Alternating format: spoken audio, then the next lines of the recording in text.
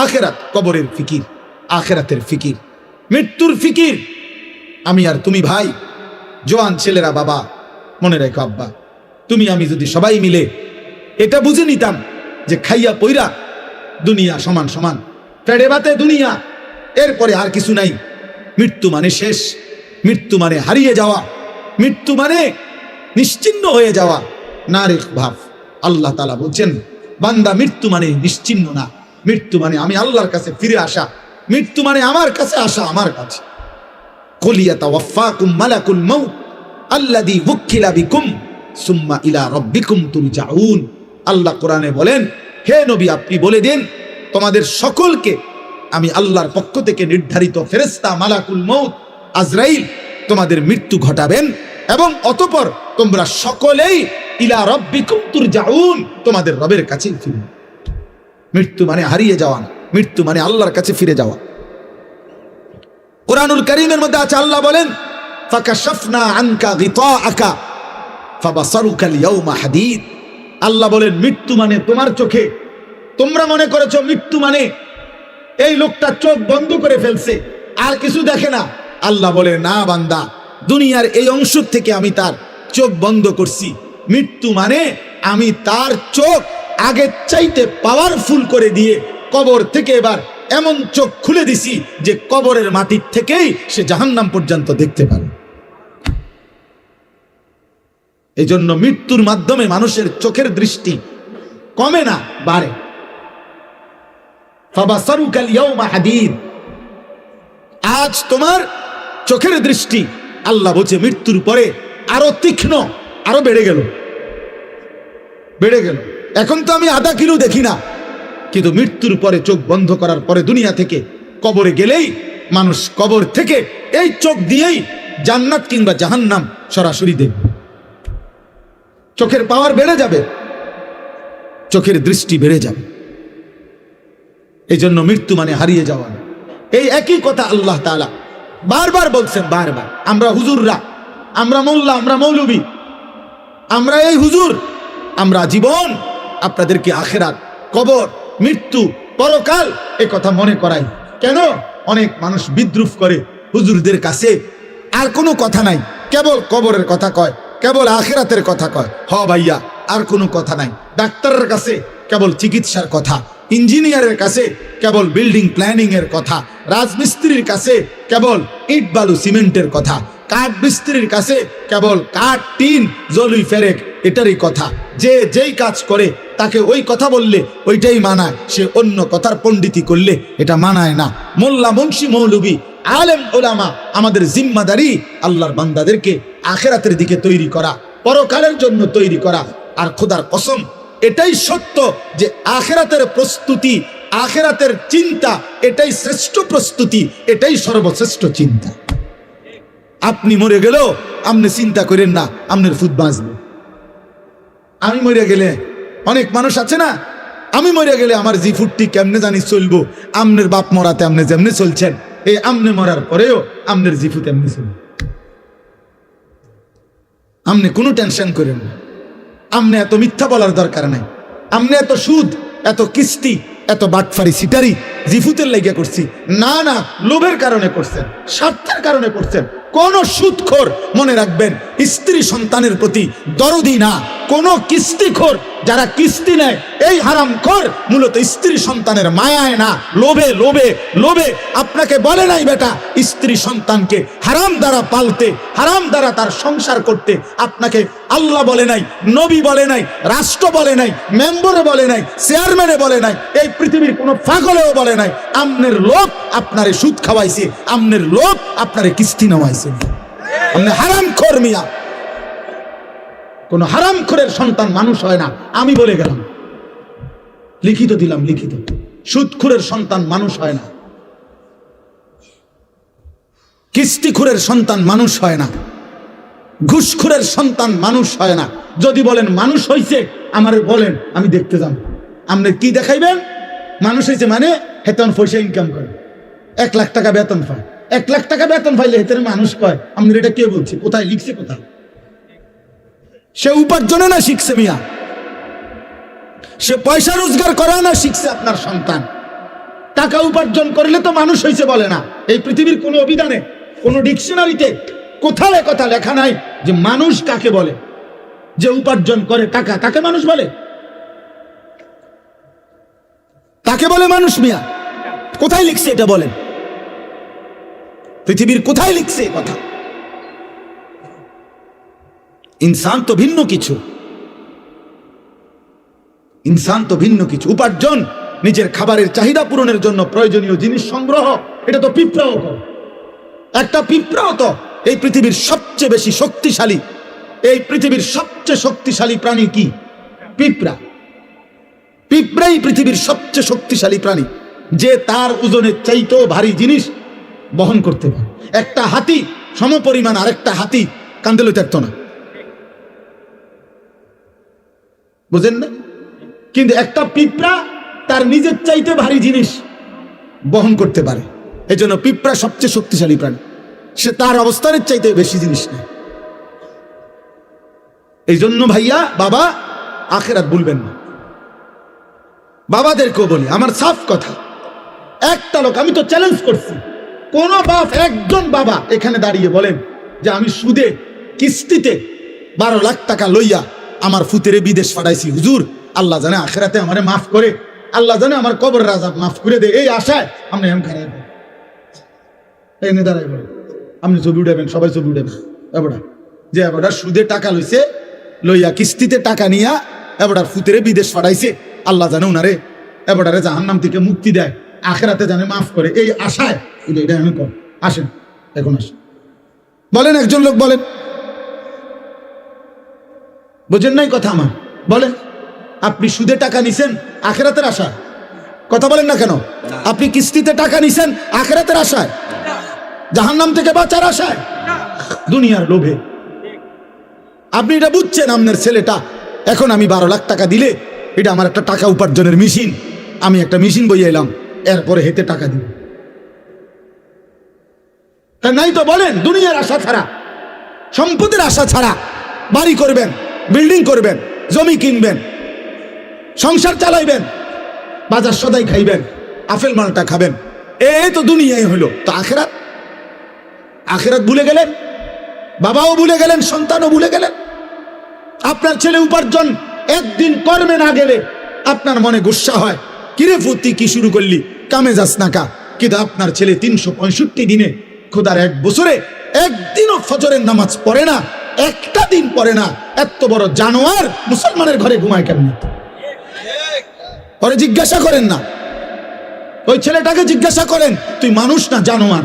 ওরে বলতে পারো, একদিনও তুমি 365 দিনে মুসলমানের ঘরে জন্ম নিয়ে তুমি একদিনও ফজরের নামাজ পড়বা না? তোমার আল্লাহ নাই, তোমারে কেউ বানায় নাই, তুমি মাটির তলের থেকে বাইছো, তুমি আসমান থেকে পড়ে গেছো, তোমার কোনো সৃষ্টিকর্তা নাই, তিনি তোমার কাছে কিছু চায় না? আস্তাগফিরুল্লাহ, আস্তাগফিরুল্লাহ। তাহলে একটা বাবা বেনামাজি সন্তান ঘুমায়, ওমা বেড়ার কোনো চিন্তাই নাই, ওনার কোনো ফিকিরে নাই, ওনার ফিকির শুধু টাকা, চাকরি, ব্যবসা, দোকানদারি, বিদেশ, পয়সা, এই জীবন। বলেন আব্বা, আখিরাত কেমনে ভুলে গেলেন? আখিরাত যদি ভুলেও যান তো আখিরাত হবে না? কথা বলেন না? বলো ছেলেরা, বাবা তোমরা বলো, তোমরা যারা আজকে মৃত্যু ভুলে গেছো, তোমাদের মৃত্যু হবে না? তোমরা যারা নামাজ পড়ো না, তোমরা তো মৃত্যু ভুলে গেছো। তোমাদের যাদের চরিত্র অপবিত্র, নারী দেখে, উলঙ্গ ছবি দেখলে, নারী দেখলে, জিনা ব্যভিচারের দৃশ্য দেখলে, হারাম নারী দেখলে বীর্যপাত হয় শরীরের মধ্যে, আর এই শরীর তখন নাপাক হয়। নাপাক জেনা করিলে, ব্যভিচার করিলে, নারীর সাথে হারাম সম্পর্ক করিলে, মদ পান করিলে, ব্যভিচার করিলে শরীর নাপাক হয়, অপবিত্র হয়, অপবিত্র। আল্লাহ রসুল সাল্লাল্লাহু আলাইহি সাল্লাম বলছেন, যে ব্যক্তি মদ পান করে, যে জিনা ব্যভিচার করে, খোদার কসম নবী বলছে আল্লাহ তার অন্তর থেকে ঈমান খুলে ফেলে, মানুষ যেমন তার দেহ থেকে জামা খুলে ফেলে। মান জানা ওয়া শারিবাল খামরা নাযা আল্লাহু মিনহুল ঈমান কামা ইয়াখলাউল ইনসানু আল কাবিসা মিন রাসিহি। ঈমান খুলে ফেলে বেটা। এই অবস্থায় যদি মৃত্যু হয় নাফরমান, মনে রেখো সে মৃত্যু কি মৃত্যু হবে।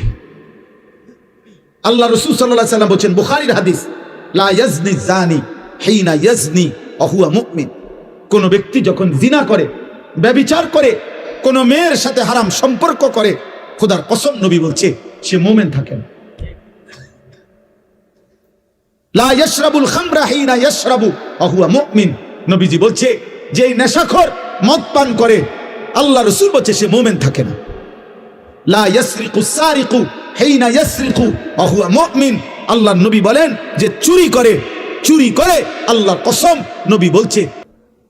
আর চুরি শুধু নামওয়ালা চুরি না, যেখানেই আপনি কাউরে ওজনে কম দিলেন এটা চুরি না? কথা বলেন না কেন? রাষ্ট্রের সম্পদ যারা চুরি করে তারা চোর না? জনগণের সম্পদ যারা চুরি করে তারা চোর না? ভদ্রলোক, আপনি কথা তো শুদ্ধ কন। একেবারে স্যুট পরা, বুট পরা, একদম টাই টুই লাগানো, আপনি তো বাস পান। মিথ্যা কথা বলেন।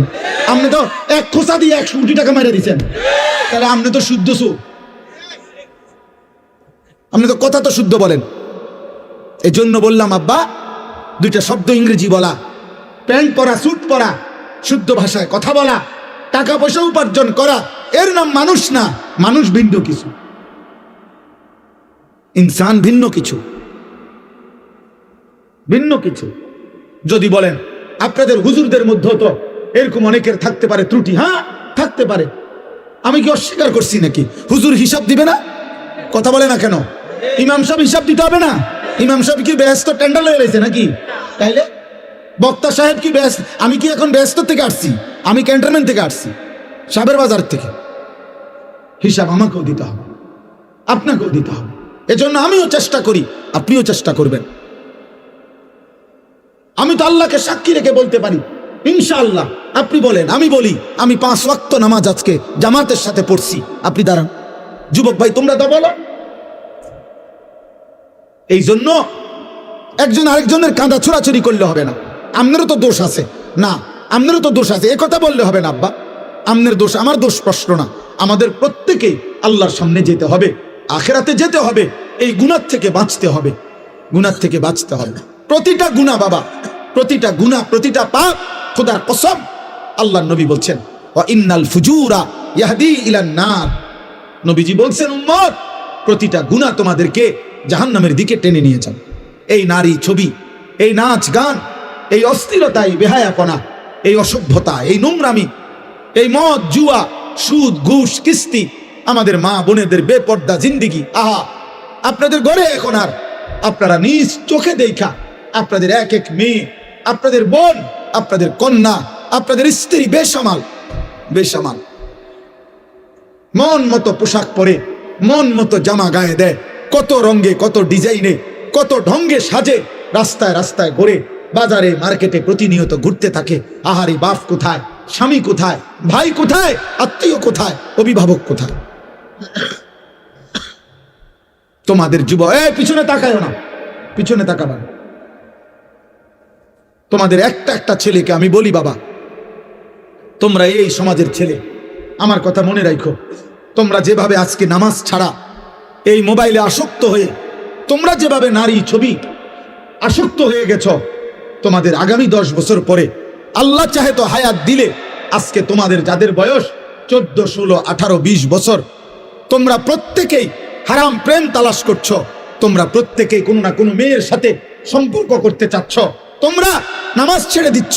আমার আব্বা মনে রাখো, আগামী 10 বছর পরে, আগামী 15 বছর পরে হতে পারে তোমাদের তখন বিয়ের প্রয়োজন হবে, তোমার বোনেরও বিয়ে দিতে হবে, তোমারও বিয়ে করতে হবে। পবিত্র স্বামী তোমার বোনের জন্য একটা নেককার পবিত্র ছেলে কই বাবা? তোমার জন্য একটা চরিত্রবান মেয়ে কই পাইবা? তোমরাই তো তোমাদের সমাজ শেষ করে দিচ্ছ। আমার কথা হাসি দিয়ে উড়াই দিও না, একজনও ভাইবা, একজন। তোমার সমাজ তো তুমি। তোমার যদি কোনোদিন এক ওয়াক্ত নামাজ পড়তে মন না চায়, তো তোমার সমাজের বাকি ছেলেদের কি অবস্থা? তুমি যদি দিবানিশি নারী ছবি দেখো, তোমার যদি সারাক্ষণ মোবাইলে উলঙ্গ ছবি দেখতে মন চায়, তোমার স্ত্রী যে হবে তার চরিত্র কি হবে? রাবিয়া বসরি। তোমার বোনের যে স্বামী হবে, ওর চরিত্র কি হবে? ও কোত্থেকে আসবে? ও তো আলগা গ্রহ থেকে, মঙ্গল গ্রহ থেকে আসবে না, ও তো এই সমাজেরই বেড়ে ওঠা মানুষ। ও তো এই সমাজের বেড়ে ওঠা মানুষ। আমরা এখন নিজেরা বুঝি, ছোটবেলায় মাদ্রাসায় আমরাও পড়ালেখা করছি বাবা, আর এখন আমরা মাদ্রাসায় পড়াই বাচ্চাদেরকে। খুব কষ্ট হয়, বেশি কষ্ট হয় বাচ্চাদেরকে এখন পড়াইতে। কেন?